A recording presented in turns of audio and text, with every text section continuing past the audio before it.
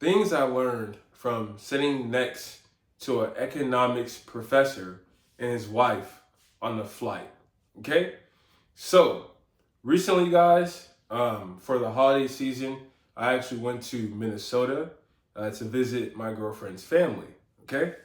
So, the things that I've learned from, sitting on this flight next to an economics professor who's actually spoke that respected places, and his wife is something that I feel like is very interesting, and some things that I want to speak to you all about and just kind of give you some of the stuff that we discussed. Um, honestly, we were on the flight heading back to where we're at today, and just happened to sit next to him and his wife. And they've actually been married for about 35 years. They are African, like myself, and everything like that. And just through I'm a really social person. Whenever I get in Ubers, I tend to talk to the Uber driver more than I probably should. And also same thing on flights. I usually talk to the people I'm around because sometimes it can feel a little awkward when you're sitting next to people that you don't know. You don't really speak or introduce yourself or things like that. And then conversations can start to build and you can learn interesting things. So I'm going to talk about the four things that me and this economics professor discussed, okay? Who's actually been teaching economics and speaking at uh, a lot of economics based events for, I think he told me around like 20 something years, like 25 to 28 years.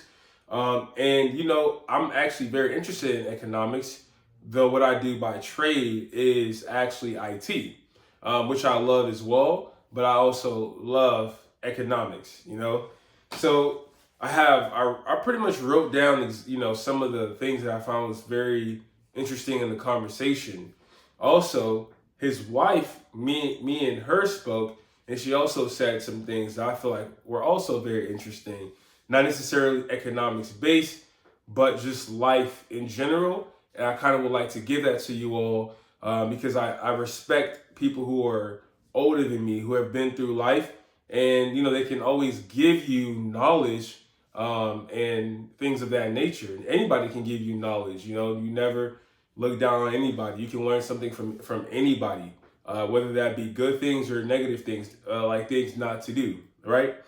So these are the four lessons I learned from sitting next to an economics professor on my flight. Okay. And we're gonna discuss each one. So number one, right? We discussed and he dismissed the fallacies of the U.S. debt, right? The 35 trillion U.S. debt. So me, when I always used to think about the U.S. debt and everything like that, and we're 35 trillion debt, I never truly knew what that meant, and I'm sure there's people who watch YouTube channels and don't really explain it. It's just like, oh, we're 35 trillion debt. And you may not know exactly where that comes from or what that is. But through our discussion, there was a few things that he pointed out to me, right, to help fix my understanding, because I always assumed that it was 35 in debt to like maybe, I don't know, foreign nations or the Federal Reserve for the most part or something to that extent. But in the conversation, he told me that actually, no, that's not true. 80% of the debt is held by the public, right? And it's not even debt as in they're necessarily borrowing money per se. It's more like the US is creating bonds or treasury notes, and there are certain individuals who are buying said bonds and treasury notes, and the US has to pay them in interest. And most of that is actually held by the public, which generally speaking is like us, right? Which would be the people like American citizens, right? Companies, right? Fortune 500 companies in the US that are buying bonds or treasury notes. I think Federal Reserve or something to that extent too, that are also buying bonds or treasury notes But 80% is held by the public. It's not to a foreign entity or to a foreign nation. And it's more like we're buying their bonds, their treasury notes, and they have to pay us back the interest. I guess we're kind of buying their debt and they're paying us the interest, the US. So it kind of put things into a better perspective for me because it's like we don't really owe foreign nations that much money. I think through the research, I think it's only like maybe less than 10% that's like of actual U.S. debt that's actually owed to foreign nations like Japan or China. I think China has like 0.8% of our treasury notes, right? Which is not 8%, 0.8 trillion or something to that extent of our treasury notes. I believe Japan has like 1 trillion of said treasury note, or maybe flipped. And that is, I mean, compared to the total number of 35 trillion, that's not that much, right? So that's something that he basically dismissed or helped to enlighten me about. And it kind of puts things in a better place because it's like, okay, that's why the US isn't really in a rush to pay. Like they're not, I would say that it's worrisome, but we're not in a rush to pay these things off. It's because they're held by entities that are in the US, right? For the most part. So, and he told me a lot of that conversation deals with fear mongering and things like that. Though our interest that we're paying is becoming exceedingly high due to the interests that are being set by the Federal Reserve, everything like that. But at least we're not paying this to foreign nations, which can be more stringent on, what we have to pay back. Okay. So it's a little less worrisome. And I thought that was very interesting. So 2, he told me that things are getting cheaper actually, right? Like food and certain aspects of other things. Like he said that we actually, like when we look at when we buy meat or things like that, or just groceries in general, and we look at the percentage of said grocery to our overall income or monthly income, right? Let's go by month or monthly income. It's a very small percent, right? Something like maybe 20%, or like 10% of our monthly income that we're spending on what I could say as like groceries, right? And in some nations, they spend a larger amount of their money on food. Example, he gave like African nations where they're like the money that they have is being spent like on food at a larger percentage than we are. If you look at what you bring home on a monthly basis and actually look at the percentage that you're spending on food, like buying groceries, not necessarily going out to restaurants and this and that. And even then, it's really not that high in the percentage of what you're bringing in as opposed to other countries, right? Which may be spending 40% of their money that they're bringing in on food, right? So things are getting cheaper, but he did say the things that are not the things that aren't really is housing, right? And, we discussed the reason why that is. He said mostly it's housing. People talk about necessities. What is it? Housing, food, I guess, clothes, like for some, things of that nature, and maybe a mode of transportation. Cars are getting cheaper, right? They are. Food, as a percentage base of your total income is not that high in the US. It's not. Only thing is it's housing, right? Housing is more expensive, but we discussed how that is a byproduct of COVID, the COVID situation that happened, right? How all the supply chain, everything came to a freeze.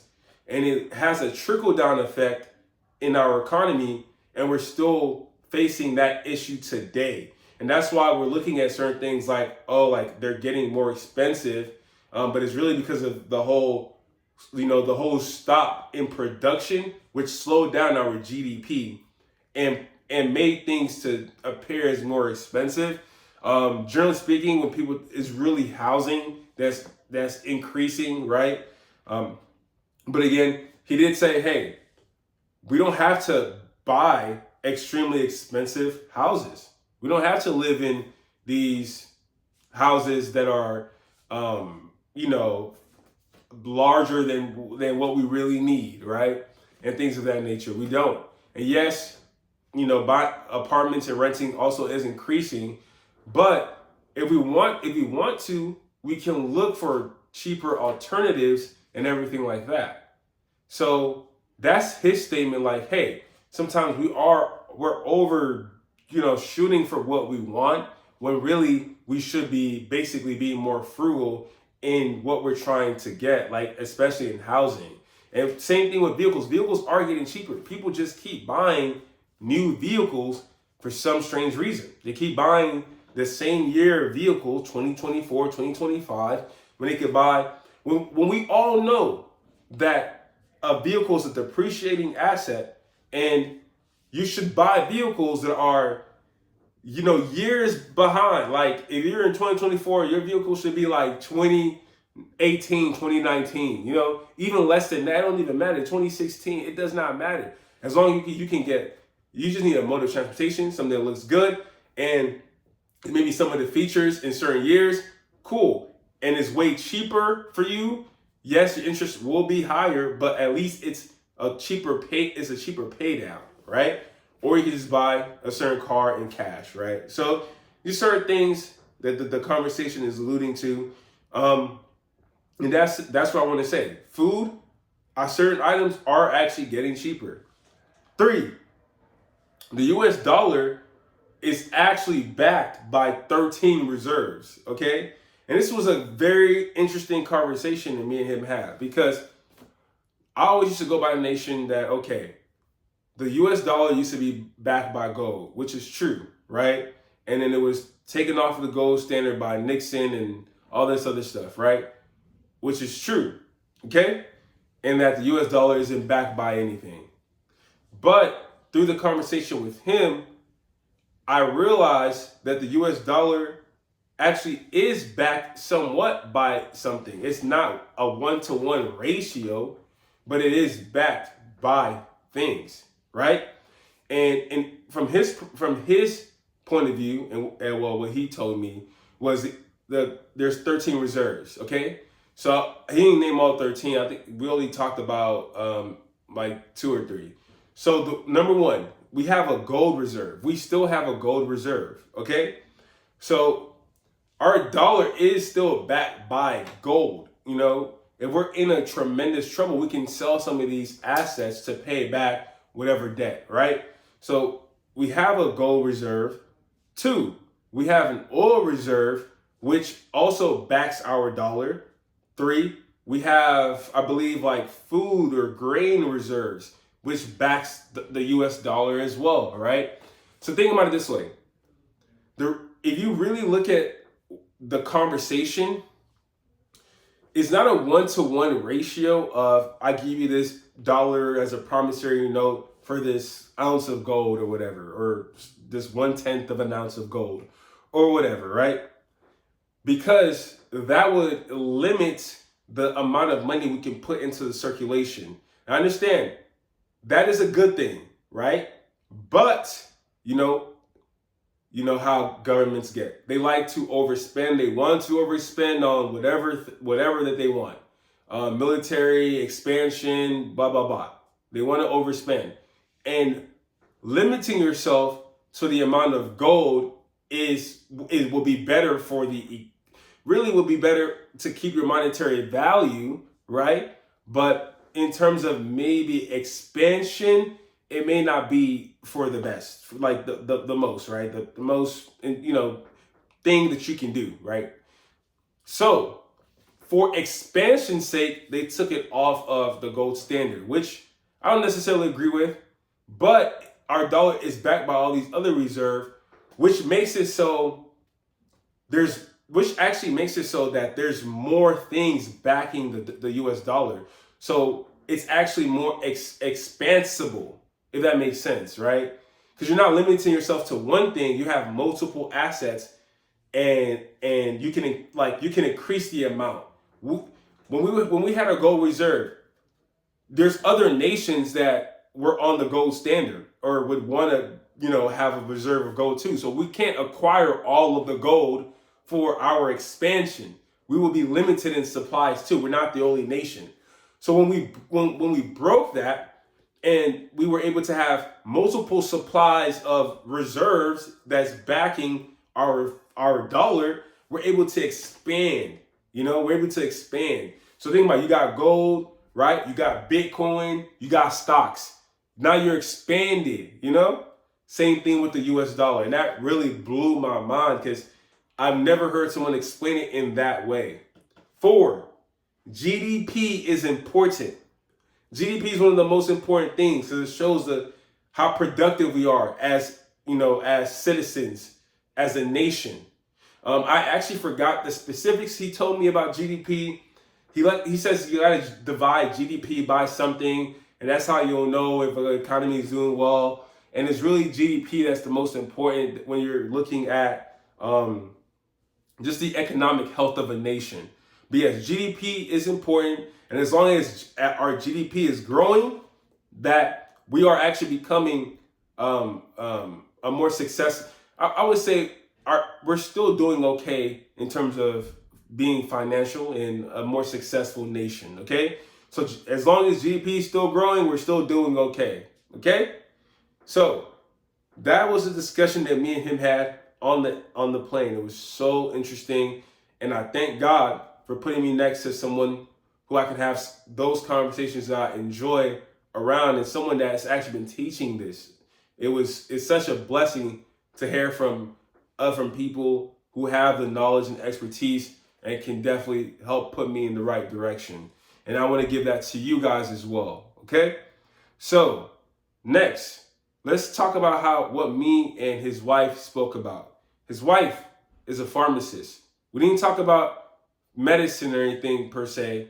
Me and his wife really spoke on children. Okay? They have like 5 or 6 children, and they have grandchildren. They've been married for 35 years. They're only in their 50s, so they got married at a young age, and it's respectable. So I always go by the notion of, I want to wait till I have children until I'm in a certain position in life, and I'm making this money because children are expensive. And yes, children can cost, obviously they cost money and things of that nature. But my thought process was, children are expensive. I want to wait till this, till that. And there's nothing necessarily wrong with that. But sometimes you get to a point where you keep pushing off that until you want to hit a certain goal or a point. And honestly, as a human, there's always something that you want to accomplish. There's always, you want to keep hitting these goals. So I don't want to keep pushing off having kids just for the sake of, whatever I imagine as financial stability. So through the conversation I had with her, she told me this, that having children is actually not expensive. Okay? I'm not going to say maybe going to the hospital and giving birth. Yeah, that's probably expensive because medical stuff, insurance and all that stuff. And if you don't have insurance, having kids can be expensive if you don't have insurance. Okay, I'm not saying that it's not. But from her point of view, she's saying kids themselves are not really expensive, right? Because what is a newborn baby really doing other than sitting there waiting to get breastfeed, pooping, you change them, they're just there, right? And that's it. So that's the thing I want to tell a lot of people who are in my age bracket, that kids are really, the children themselves are not really expensive, okay? When you have a kid, people tend to buy you stuff, right? Like you can put out an itinerary like, hey, we need this and that. And they'll get you this stuff, and you'll have a large supply of things for many months. You have the strollers, this, that you need. You wouldn't have to buy much, As children get older, of course, and you're looking at schooling and clothing, more things that may cost. But by then, they're getting older, and of course, and then college. and you can start saving up by the time they're born, right? So it's like $100 a month until they turn 18. That's not, you can fit that in your budget, truly. So kids themselves are not expensive because they don't require much. You breastfeed them, right? That's a natural thing that comes out of a woman's body. You breastfeed kids. Yes, you put them in clothes, but you've had people buy you clothes for an extended period of time, you know? So it's like, you know, that's something that put into my perspective, that I shouldn't be worried about the expense of having the children. I shouldn't let that be a deterrent to me, okay? So, I appreciate you all for watching. This video is getting long, and I'll talk to y'all next time.